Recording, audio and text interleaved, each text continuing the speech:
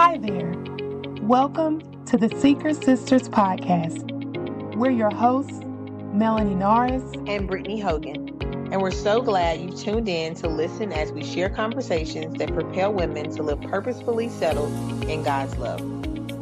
So settle in, relax, and let's enjoy this journey of growth and grace together.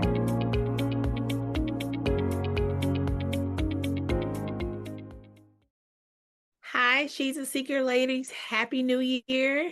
And She's a Seeker, it is our heart and desire that you are sitting at the feet of Jesus, and it is just our desire to help you do that in a very productive, vulnerable way. And so on the podcast, we are excited to just introduce you to some godly women and sometimes men that are doing just that. And so today we are so excited to have Miss Angela with us, one of our encouragers. Hi, Angela. Hello. How are you? I am doing well. How are you? Doing good. We also have our founder, Melanie, with us, of course. But we're going to just jump on in. And Angela, we are so excited to have you. If you don't mind just introducing yourself a little bit to the people and tell us who you are. Sure. So my name is Angela Belyeu. Some of my friends and family call me Angel. I am married to Pastor Joey Belyeu. We have a daughter, Malia. That's a sophomore at Alabama. I can't believe I'm saying that. And I work as a nurse practitioner, so I'm pretty busy a lot of the time. And I'm I would say new pastor's wife. So yeah. Amazing. She's amazing. You wear all your hats so well. She is super amazing. Yes. And I like to affectionately call her sister friend. So, sister friend, we're so glad you're here. And to keep it a little fun, we want to ask you another question to help the people get to know you a little better. Okay. So, if you could describe yourself using a movie or TV show, which one would it be and why? Oh, so this was really hard. So I have two. Yeah, two. So one of them is kind of a 2-in-1. And that would have to be The Golden Girls and Living Single. So the reason I say is because all the women that are on there, like when I watch the shows, I could see some part of them in me, like something that they do or say. So I'm like, yeah, I would have to say those two. And then the other one, as far as a movie, would have to be Are We There Yet? Because I feel like I'm always asking if I'm where I'm in my next direction, if I've made it there. So yes, those would be the ones. That's very interesting and cool. Yeah. It is. I feel like it tees us up really well. I have lots of questions just off of that. Yes. Okay, so let's start with Are We There Yet then? So I mean, that's our journey with the Lord, right? Of always trying to figure out what he's called us to do and what season we're in. I guess tell us a little bit about your journey with the Lord and just what you feel like he's called you to do. So my journey with the Lord, I would say, started when I was very young. One of my aunts was married to a pastor, and so from very early on, I went to church. I did church. And when I got older, I joined church, got very active in a local church. But it was not until probably, I want to say around 2009. Yes, it was 2009 that I really found my relationship with the Lord, like truly found it. And that's the same year that I did my first fast. So after my first fast, it just really changed. It changed a lot of things for me because, and I've talked to Mel about this before, growing up, the Jesus that I was taught, I just felt like if you do everything you're supposed to do, everything goes good. Like, and then as I got older, I'm like, wait, that's not what's happening. But when you know better, you do better. I read for myself and I realized that trials and tribulations are a part of it. And so I was going through something in 2009 and I was like, Lord, I don't know what to do. I was very active in a local church here. And I worked in the operating room, and we had a gift shop, and I walked in the gift shop, and there was this book by Jensen Franklin called Fasting. And I read it in like 3 days. And I was like, okay, I'm going to do this. And I haven't been the same since. Wow. Wow. What do you feel about that fast just, changed you? Wow. I prayed for something very specific at the beginning of the fast. And I prayed a very specific prayer, a prayer that I had prayed before, but I had not been as specific. And literally on the last day, I want to say the next to the last day of the fast, like God showed me the answer.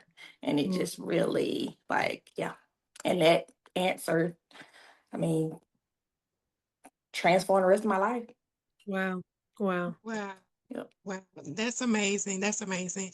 We joke all the time that we are the same person because our stories are so similar growing up and just coming to that realization that life is not what we thought it was growing up, or God is the real version of God is different than who we thought he was growing up. And just coming out of that mode of feeling like we always have to have it together and be perfect and all the things. Yes. And I remember we both got married the same year, 2010. And not long after that, we went to lunch. We were friends in high school, but not as close as we are today. But we went to lunch and we ordered our food and sat there for probably like 2 or 3 hours, did not touch our food because we were talking the whole time about life and like just coming to this realization of things that were happening and how different it was. But at the same time, enjoying the fact that we weren't in it alone, because for so long it just felt like I'm in this by myself. Like I'm the only person going through this, but no, we're really not alone. So in that vein, given that you're a part of She's a Seeker now, how do you feel that She's a Seeker has been helpful to you as a community to help you grow in your spiritual walk with God and in your calling with what he's called you to do? Oh, wow. It did a lot of different things for me. One, it gave me community. I'm really big on community, on like friendships, sisterhood. So it gave me that. It also made me more accountable, especially with my reading, because I'm not always the greatest with that, especially with my time management. And so it forced me to like prioritize better. If I had to, yeah, it forced me to prioritize better. And I think part of my calling is prayer. I do believe that. And I've been given several opportunities to operate in that. And that's really been good for me. Yes, you are a prayer warrior for sure. Oh, thanks, Sister Brittany. Yes. So do you feel like that area specifically or others that you've named are areas where God is calling you to leadership, but may be uncomfortable for you? Like, what are some areas that you feel like the Lord is calling you to leadership? Ooh. So I don't know if this would be leadership, but being a pastor's wife, I don't know if that would be, I wouldn't say leaders. Well, I guess it just depends. I won't say uncomfortable, but it has stretched me. It has stretched me in a good way, because like growing up, something else you hear, like when somebody's married to a pastor, you hear people say, oh, well, they called them, they didn't call me. But that's so far from the truth. Because like you both are in it together if you're doing it the right way. And so it has definitely made me look in the mirror. It has forced me to think about what I say and do more, as far as like how I approach things. It definitely has me praying more. And but even in that, like the church that Joey pastors, they are amazing, and they are so loving and so accepting, and they've never put any expectations on me, and I love that. I love that about them. But just as whole, like just the world is, I think trying to make sure that I live up to God's expectations, but not get caught up in what the world says I should look like or what I should be doing. Sometimes that's a little uncomfortable for me because just my nature, this has gotten better. I'm naturally kind of like a people pleaser, want everybody kind of same, everybody good, nothing going on, nothing awry. So this has made me really work on that. Like being okay, I guess like being okay with myself. Like being okay with myself, realizing that God made me for this position to do this. And it's a little scary sometimes because, people come to you. Like I had a young lady that I prayed with last weekend. I mean, like, it's like, oh, wow. She's like, Lady A, can you pray with me? I'm like, sure. I'm like, okay, I think I can do this, and like, so we have a 5:30 prayer call on Wednesdays. When we initially started it, Joey did the prayer. And so one morning I did it. He asked me to do it. And then he asked me to do it another morning. And then he was like, I think you should pray every Wednesday. I was like, huh? Like every Wednesday? Like for the people on the call? He was like, so I definitely think it's taking me out of my comfort zone in a good way.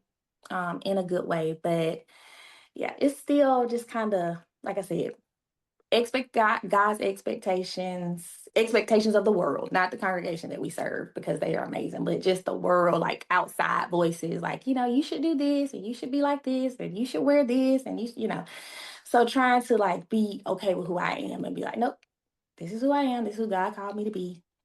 And Joey has been really encouraging. Like he tells me all the time, he's like, if you're anybody other than yourself, then God can't use you because he needs to use you, And so that's been like very, very encouraging for me. So, yeah. That's amazing. That's beautiful. Yeah. So It's beautiful. helpful when your better half can be super supportive of you and encourage you in that role. Yes. I don't know if you felt like, I mean, being a pastor's wife is a pretty big deal. I don't know if you felt like you were kind of thrust into that role, or can you see, I guess, God's fingerprint throughout your life kind of preparing you for that role? Yes. So it's funny you say that. So two of my aunts were pastor's wives, and I was so close to them. Both of them have passed on. But growing up, I mean, they were just like my favorite aunts, but I never thought about, I didn't think I was gonna be anybody's pastor's wife, but they like I got to see them away from church. I got to see them away from people, and all the different things. And the Tuesday after Joy got the call, I was riding in my car to work, and I looked up and I was like, "Now, ain't Passy, ain't Essie, y'all gonna have to help me with this now. Now I'm out here, y'all gonna have to help me." But I often like think about things that I heard them say, things I saw them do, and it does play a part in some of the things that I do. So yes, I do definitely think because, as Joey says, he has not found accident in the Bible anywhere. So every God is intentional. So I definitely think he had his footprints all over it, just from like even with church, like us coming back or going back to Coosa County every Sunday for church. Like he was working it all out. We didn't know that, but he knew. So yes, definitely. I definitely think so. It's amazing Wow. to see God's footprint all through it. It's like, Yes. oh, this is what you're doing. Got it. Got it. Yes, for Mm-hmm, sure. Yes, yes, yes. Do you, I guess you wear a lot of hats, as you said, you're a wife, a mom of a college student, pastor's wife, a nurse practitioner, all the things. So your life is busy. What does it look like for you to sit with Jesus or to maintain your relationship with him and stay sane, stay present in all of your various capacities, but also feel like you're resting in him at the same time? So I have found that I have moments throughout the day. One of them is when I'm riding to work. I do not ride with the music on. people riding next to me probably think I'm talking to myself, but I'm not. I'm talking to the Lord. When I walk my dog in the morning, when I walk her, I have time with God. And then I've started this thing. I want to be much more consistent, but I try to get up about 30 minutes early, and I keep a Bible on my nightstand. And so I'm always like, oh, you got to get there. Like, are we there yet kind of person? And I was like, maybe I should just slow down. So instead of trying to read 3 chapters, how about I just read 1 chapter? That's like still like, and so I've been doing that, and it's been very good. Like, I've been much more consistent with doing it. So yeah. That's good. That's good. Taking the pressure off of yourself to meet your own expectation. Yes. And Yeah. I've just found I just sneak moments in wherever. Like I said, sometimes it's in the car, sometimes it's when I'm cleaning. Like my thing is prayer is just a conversation with God. So whenever I need to talk to him, I just start talking. Yeah. Yes. That's So, good. Important because as you wear so many different hats, it's important that, we involve God in our life and not just the ways that we feel like he fits in these pretty boxes on Sundays or on Wednesdays. yes. That really Yes. changes if we keep him in the boxes. So in talking about just ministry in general, church and she's a seeker in general, like what do you hope? I know you talked about the community aspect and prayer, but like what do you hope women will gain from being a part of She's a Seeker? The biggest thing I think would have to be, I hope they realize they're not alone. Like Melanie said, a lot of times when you're going through something, you think you're the only person in the world going through it, which that kind of, for me, it adds a component of like shame or want to be isolated, like not wanting to like let people in. And so one of my things, probably the biggest thing I would say is that they see and they know like we're not alone, and they see us and like us as encouragers, and they hear our stories and they realize like they don't have it together, so like I don't have to have it together, just like knowing like somebody is like them and they're going through the same thing or have went through something like it. And so in that, hopefully, if that's the case, testimonies, I always say your testimony is never just for you, it's always for the person behind you. So they're going through things that maybe we have went through or vice versa, we can encourage each other in the Lord, and just have that community, that sisterhood. And then of course, them getting to know Jesus. Like I said, growing up, I had this idea of what Jesus was.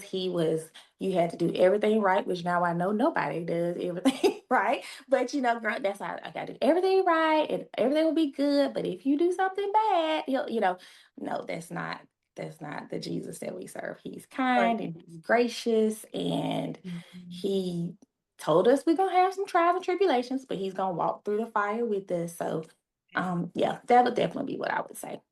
Yeah, that's so good. That's so good. One of the things the Lord's been teaching me in that same vein is he is the God of all comfort. And if we reminded of that, then we can go to him. We can run to him in those moments. Yes. Run to him and run to others. So that's beautiful. That's beautiful. That's beautiful. So beautiful. Thank you so much for sharing your story with us. We're so No, thank y'all for asking. Y'all have very thought-provoking questions. Like I had to really like think about it. Like I need to think about this. But yeah, but yes. And it's always like, of course you think it, but me like saying it, it's like, yeah. Totally different. Yeah. Yes. Yeah. But you have a beautiful journey that is worth sharing. So thank you for allowing us to share it on this platform. Oh, thank y'all. And I'm so grateful that y'all are a part of the journey, and She's a Seeker, because it's been such a blessing to me. Oh, you're blessing us. Sure. Oh, Well, guys, this has been another fabulous story of a woman who is doing a lot of things, being in uncomfortable positions, but who has been graced for it. So, again, don't ever feel like you're alone in what you're going through. We hope that you have gained something from Angela's story that's been shared today. And be sure to check out all the other interviews we've done so far. There's plenty for you to gain from the knowledge that has been shared from the different people we've gotten a chance to talk to. And from mine and Brittany's story. So thank you for joining us again, and we look forward to talking to you next time. Bye. Bye.